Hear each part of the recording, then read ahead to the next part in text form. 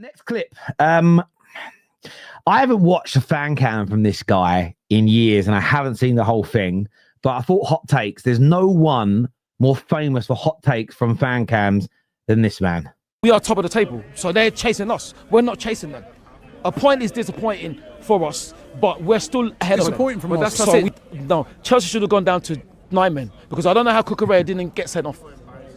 It's interesting now because it shows now teams are running scared of us. Chelsea were frightened, and the challenges they got away with was ridiculous. I don't know what that referee is doing. I'm just wondering, what are the officials seeing? 4 minutes added on when Sanchez wasted so much time. So it's disappointing, but at the end of the day, the way things are, we're 5 points ahead of Man City. We're still the same gap against Chelsea, so we'll have to take that. We'll have to take that. What do you think it was today? I mean, it was a little bit of a lacklustre performance. When we see, you compare that second half to how we played against Bayern Munich the other night. We're a better side. Yeah. I mean, we didn't look on it today. I don't know if we didn't look on it. It was a difficult game, isn't it? Because Chelsea were intent on trying to injure our players and destroy our players, but they're too weak to. So that's what it was. You know what I mean?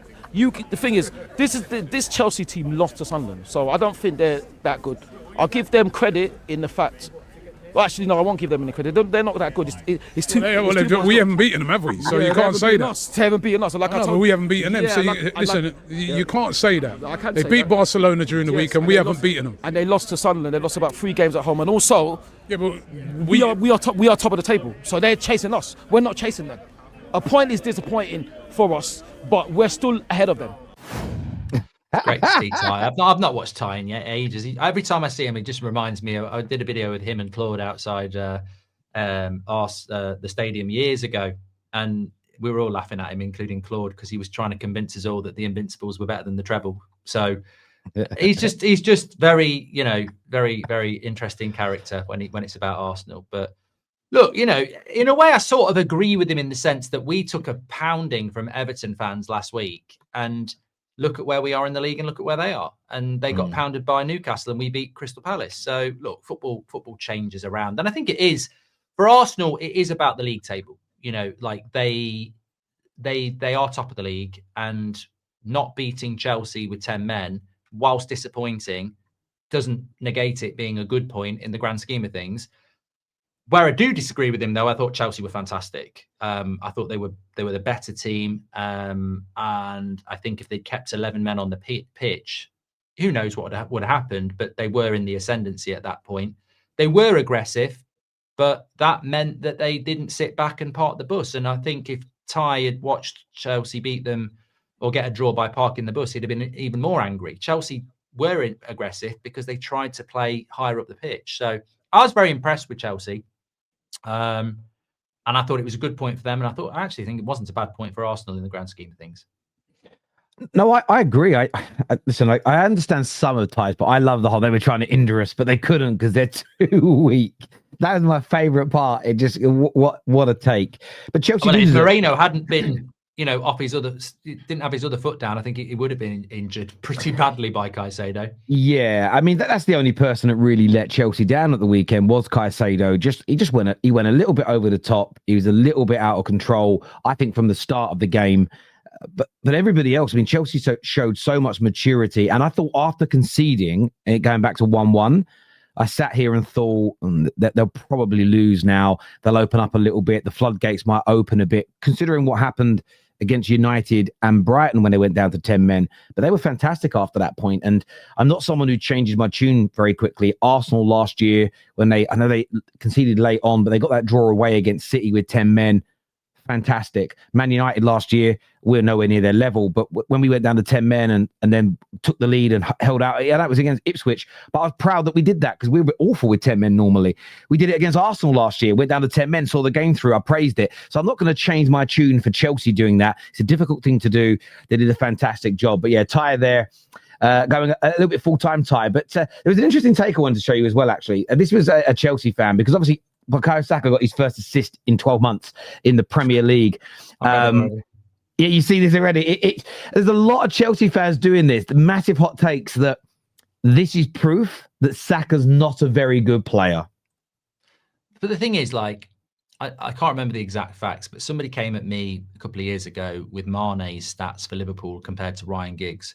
And I was like, this is why stats have a place as a supplement, but they'll never be the core. The eye test is the core. Which is why it worries me about data analytics in football. Everybody's obsessed with getting the geek in to do the data, when actually the eye test tells you a lot more than the data. Ryan Giggs is one of the greatest players to ever play in the Premier League, and he was a fantastic winger, like edge of the seat stuff. Should be in the Premier League Hall of Fame, but that's for another day. When we talk about Saka here, are we saying he's shit because that's his first assist in nearly a year? One of the world's best right wingers. Like, it's not just about assists. It's about the pass that leads to assists. It's about the support for the right back. It's about the aura that he brings, the fact that people double up on him and he creates space for other people. There ain't no doubt that Saka's a top class player. And, you know, to say that he's shit, well, that's a compliment, because it's what happens when people are at the top of their game and people are looking to knock them off that. We've heard it about Cole Palmer last year because he didn't score for a few games. We're hearing it about Salah now. If you're at the top, you're there to be knocked. It's a circle of life. But there ain't no doubt Saka's one of the best right wingers in the world, and I'm not going to judge him on, you know, lack of assists. At the end of the day, I think he's a fantastic player. Yeah, I agree. I just think Saka has become the benchmark in the Premier League that most rival fans of Arsenal use as a, if I can get it agreed upon on Twitter, on my podcast, if I can hear Sky Sports say it, that my player is as good or better, then I'm winning.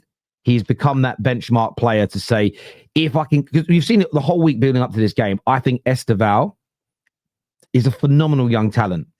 But seeing Chelsea fans say he's already better than Saka. Oh, he's better than Yamal as well, because he had a better game than Yamal. He's better than Yamal as well now. Yeah, I like Esteval, but it's like there's certain people out there, and there's a certain radio station that if they haven't done it already, this is perfect for them. I mean, in fact, Rory Jennings is on a tube in London somewhere writing this down, ready for a clip on TalkSport to say Saka's overrated and shit, because it will cause a massive debate and it will cause a lot of trouble. And it's sad that that's where football sometimes goes these days, because I could do it. I have a big audience. You have a big audience. We have a big community. I could wake up in the morning and go, I'm going to say something stupendously shit that won't end me or cancel me, but will get me a load of viral. But I don't do that. I'm not interested in that. If you naturally get a big comment, you get a big comment. But Saka's a fantastic player. Also, as somebody in the chat just said, he was injured for a lot of that period. And on top of that, I do think he should be getting more assists. I'm surprised that that's his first assist in a year. I really am surprised, because he's brilliant at crossing the ball. But I don't think it means he's shit. I think it's like probably circumstance, coincidence, and he's does a hell of a lot positive for the team. I mean, this is a kid that missed the penalty with Rashford and Sancho in the Euros final. And effectively, from that point, Rashford and Sancho's career fell off a cliff, and he's got stronger. His mentality, his dedication, the responsibility he shoulders for Arsenal in these transformative years for Arteta, he has been the constant player in that. And yeah, I know they've got Declan Rice now, and they've got Saliba, and they've got Gabriel, but in the formative years, it was Saka as a kid that, you know, shouldered the responsibility on the pitch. He's a tremendous player. Tremendous mentality and a leader. Yeah, look, I completely agree. And I think that, yeah, as you say, 4 months of that 12-month period, he was out injured. 3 months of that period, there's no football because it's the end of the season. It's also limited to just the Premier League. So you're removing Champions League games and cup competitions and that have come before that, and England. And if you want to use stats, again, I'm someone who likes statistics. I think statistics should support your eye test to a certain degree, but assists are not the ultimate barometer, because if you and me go and play a football match today and you put 5 chances on a plate for me, not Foden to Eze for England on a plate, actually on a plate, and I sky it over the bar, I have no goals and you have no assists. But it's a chance creation. Bukayo Saka has one of the highest chance creation percentages, numbers in the league last season per 90 minutes, and so far this season. He's creating the opportunities. If Marino misses that header at the weekend, that's not Bukayo Saka's fault. And I think that's the element for me that I find frustrating. Is I know we're always rival fans, always there to try and pull each other down, but the problem is you end up creating a rod for your own back. And I think some of the reason Chelsea fans are doing this is because people went crazy at Palmer for not scoring from open play for a number of months. And maybe it's because I'm older, and maybe I'm boring. But I remember Andy Cole, one of the greatest Premier League strikers ever, going through some barren spells. I remember Shearer, Rooney, all went through these barren spells. There's been 2 players really in our lifetimes that are freaks and aliens that just did 10 years, 15 years solid, where they just scored and assisted. It felt like every week. But that shouldn't be the benchmark. That's an alien level output. It's very normal. Eden Hazard had a season where he just barely could register a goal or an assist. That doesn't take away from how brilliant he was. Maybe when you're nitpicking amongst the legends, these things can be used because you're trying to place the greats in order. But as a general rule, it's crazy talk. And also, I think, like, you know, anyone in the United stand, that's football knows I'm anti-stats to a certain point of view, because I think they're deceptive. You know, Bruno has all these assists, but if you analyze a lot of his assists, some of them are just like a 2-yard pass for someone to score a really difficult chance. So, you know, a winger's assist might be a Beckham cross where it's a tap-in because the cross is immense. Like, you know, there's quality in the stat that you don't get. But let's pretend like Man United are playing at the weekend, and they're playing against a team that's got Liam Delap and Erling Haaland as the striker options. And Erling Haaland hasn't scored a goal for 10 games, but Liam Delap scored 3 in his last 3. I'd rather play against Liam Delap because Erling Haaland is a better player, but he hasn't scored for 10 games. But I'd rather play against Liam Delap. And that's something that stats doesn't tell you as well. A team with Saka in it is far more scary than a team without Saka in it, regardless of whether he's got one or Saka. But I agree, he should have more Saka. What's this £16 a month thing? I've got OCD. It's concerning me. On what?